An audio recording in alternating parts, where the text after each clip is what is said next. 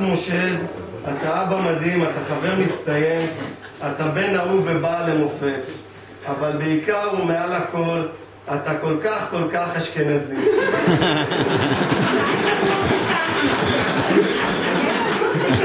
טופז, אתה כל כך אשכנזי שאלי לוזון נראה שזוף לידך. אתה אשכנתוז מארץ האשכנתוזים. אבל אין מה לעשות, יש לך לוק של אשכנזי. אתה גר בעיר הכי אשכנזית בעולם, רעננה. לא מקבלים שם חיים. יש לך מכונית של אשכנזים עם כלב, וכלבה עם שם איך לא אשכנזי. סשה, זה שם לכלבה? עושה לי טובה. לא נעים לך בדיוק כמו אשכנזי, ויש לך זוג הורים שיהיו בריאים. חוץ מזה אתה אוהד את הקבוצה הכי אשכנזית בליגה. אבל טוויסט אחד יש בעלילה שהתחתנת עם מזרחיה. אבל מה הכי אשכנזית שיכולת למצוא? איזה מזה לא בתיה או משהו כזה. לא, שיר!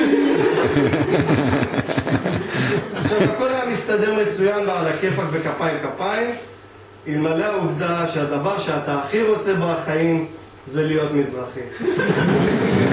ולא סתם מזרחי, אם היית משנה את השם טופז לחופני הורוביץ.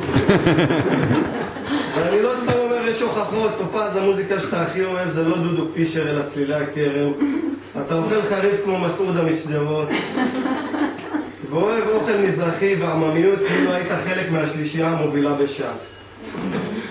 אין מה לעשות, טופז, אתה חייב לצאת מהארון ולהכריז היום ביום הולדתך 40, רבותיי, אני מזרחי.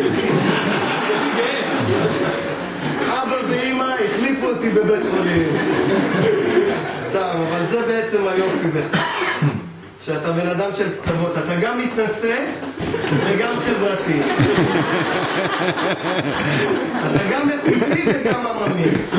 אתה גם ימי מרטן וגם ערק זחלאו.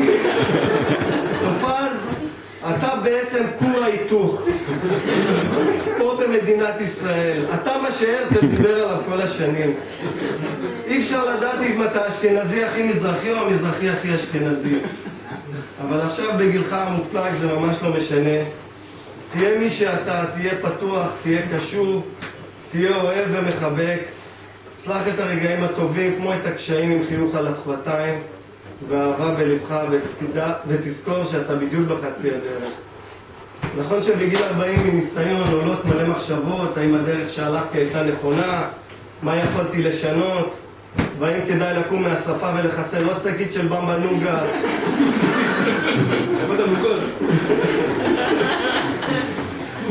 אז רק תדע שעל השאלה האם החצי הטוב של החיים לפניך, או שהחלק הטוב כבר היה או מאחוריך, רק אתה יכול לענות, זה הכל תלוי בך. ותמיד תזכור שאולי לפי הלשכה המרכזית לסטטיסטיקה אשכנזים מתקדמים ומרוויחים יותר, אבל תדע לך שמזרחים פחות סובלים ועושים הרבה יותר חיים. יאללה,